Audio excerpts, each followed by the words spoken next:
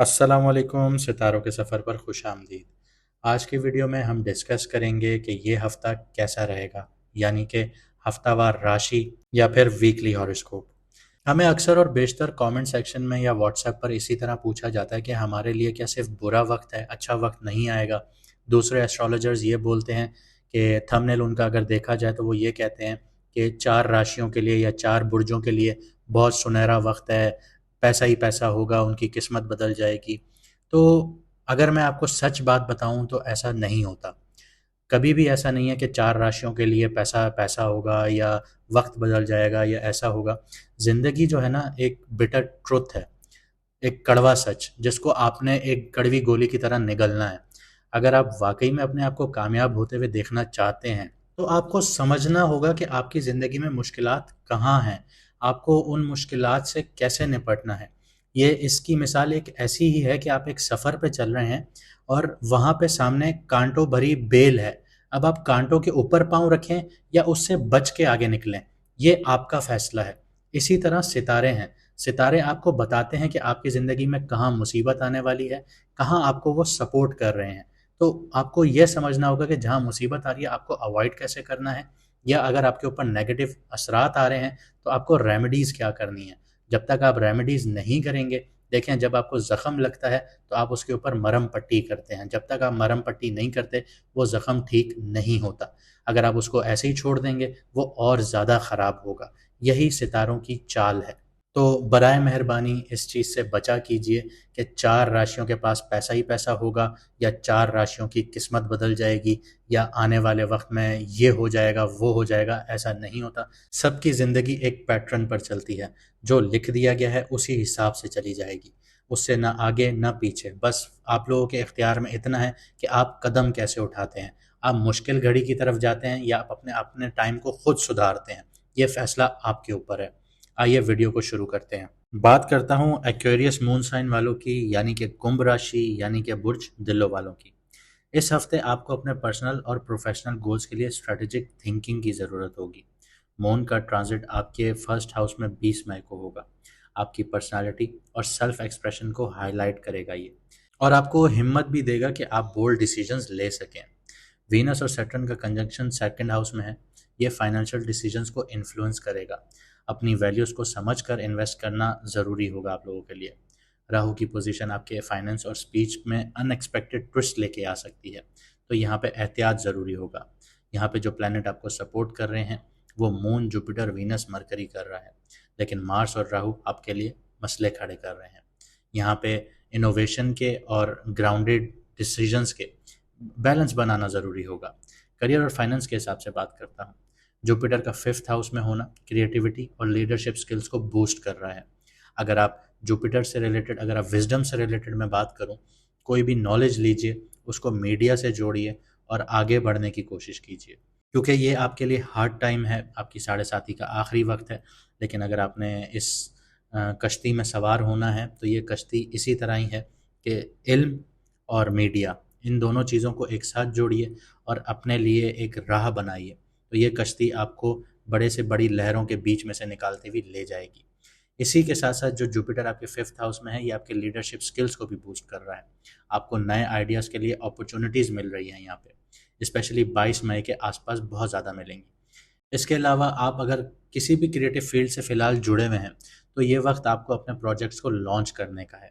राहु अब आपके अपने घर में आ रहा है, तो ये आपको और ज़्यादा सपोर्ट करेगा। लेकिन यहाँ पे आपने जो बचना है, ओवर कॉन्फिडेंस से बचना है, क्योंकि राहु आपके फर्स्ट हाउस में आ रहा है। तो ये आपको आपकी पर्सनैलिटी से रिलेटेड बहुत ज़्यादा वहमों में डाल देगा, इल्यूजन्स में डाल देगा कि आप लोगों की बात सुनेंगे नहीं, आप कहेंगे ये तो झूठ बोल रहा है, मैं जो बोल रहा हूँ वही सब सच है। यहाँ पे आपको इस चीज़ को अवॉइड करना होगा। इसके अलावा इन्वेस्टमेंट्स और बिजनेस पार्टनरशिप में ओवर कॉन्फिडेंस से आप लोगों को बचना होगा, क्योंकि राहु सातवीं नज़र डायरेक्टली आपके इन्वेस्टमेंट्स और पार्टनरशिप्स और बिजनेस पार्टनरशिप्स के घर में डाल रहा है। तो ओवर कॉन्फिडेंस यहाँ पे आप हो सकते हैं, इससे आप अवॉइड कीजिएगा। फाइनेंशियली बात करूँ तो ये हफ्ता अपनी प्रायोरिटीज़ को देखते हुए स्पेंड कीजिएगा। अपना बजट बनाइए, जो खर्चे हैं उनको लिखिए, जो आपकी आमदन है या आपकी इनकम है उसको लिखिए और उसके हिसाब से बैलेंस कीजिए। वीनस और सैटर्न का इन्फ्लुएंस सजेस्ट करता है कि आप अपनी फैमिली और पर्सनल वैल्यूज़ पर फोकस करते हुए ही फाइनेंशियल डिसीजंस लीजिए। अगर मैं आपको टिप दूं तो कोई मेजर फाइनेंशियल डिसीजंस अगर आपका 18 से 20 मई के दरमियान है तो वेट कीजिए, क्लैरिटी का वेट कीजिए। ये 2 से 3 दिन आपके लिए अच्छे नहीं होंगे, 18 से 20 तारीख 2 दिन। लव और रिलेशनशिप्स की बात करता हूँ तो लव लाइफ में थोड़ी मिक्स एनर्जीज चल रही हैं। वीनस और सैटर्न का कंजंक्शन आपके सेकंड हाउस में है, जो आपकी कम्युनिकेशन और रिलेशनशिप्स वैल्यूज़ को इन्फ्लुएंस कर रहा है।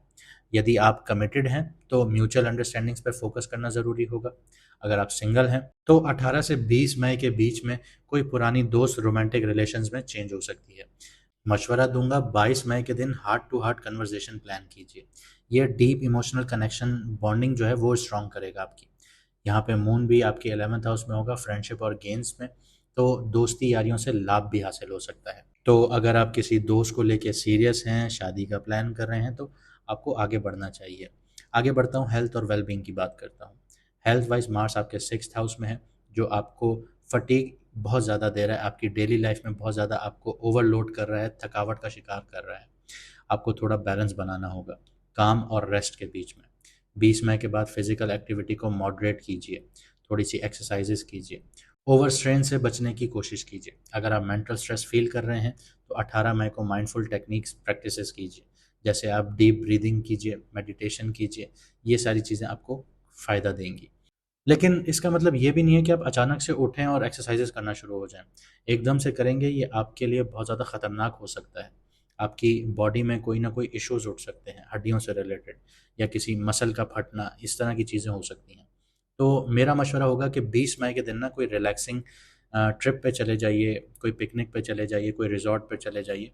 तो इस तरह आप रिलैक्स करेंगे ना तो आपका माइंड फ्रेश हो जाएगा।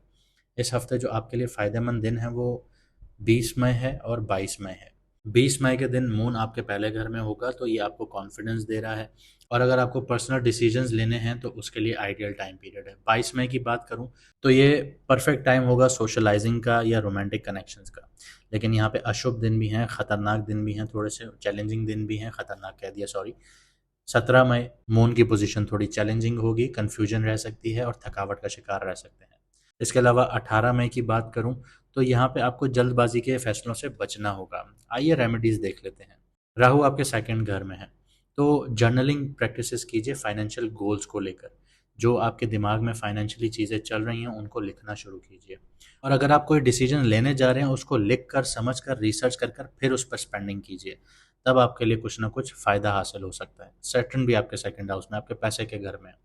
तो लॉन्ग टर्म सेविंग्स और इन्वेस्टमेंट्स पर फोकस कीजिए, शॉर्टकट्स को अवॉइड कीजिए। यहाँ पे मार्स 6th हाउस में है, तो ये आपको ब्लड से रिलेटेड इश्यूज दे रहा है। आपको ब्लड प्रेशर हाई होना शुरू हो जाएगा, सर में दर्द रहना शुरू हो जाएगा। तो ये आपको एक्सरसाइजेस की तरफ जाना होगा, अपने आप को रिलैक्स करना होगा। जब तक आप अपने आप को रिलैक्स नहीं करेंगे आप इन चीज़ों का शिकार होना शुरू हो जाएंगे। अगर आप अपनी हेल्थ को मेंटेन करना चाहते हैं तो ये चीज़ें आपको करनी पड़ेंगी। एक्सरसाइजेस कीजिए, ग्राउंडिंग प्रैक्टिसेस कीजिए और रिलैक्स कीजिए।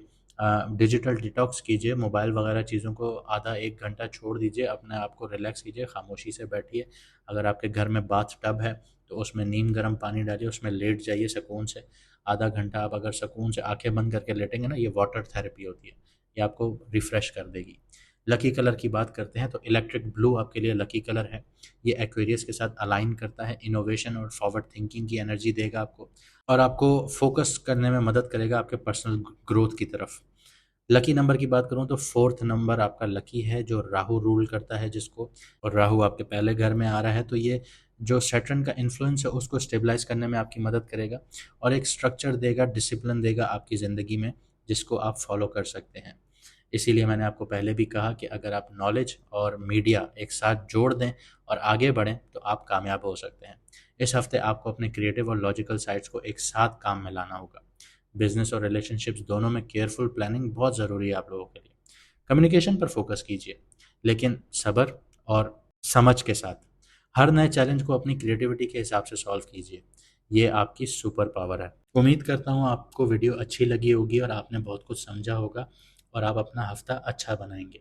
अगर आपकी ज़िंदगी में करियर वाइज, शादी के लिए या किसी भी हवाले से मसले चल रहे हैं तो आपको स्क्रीन पर नंबर नज़र आ रहा होगा, आप व्हाट्सएप पर मैसेज कर कर अपॉइंटमेंट बुक करवा सकते हैं। हमारी टीम आपको फर्दर गाइड करेगी और एस्ट्रोलॉजर मैडम एन बख्श का आपको अपॉइंटमेंट स्लॉट बता देगी कि कौन सा टाइम अवेलेबल है। मुझे दीजिए इजाज़त, मिलते हैं अगली वीडियो में सितारों के सफ़र पर।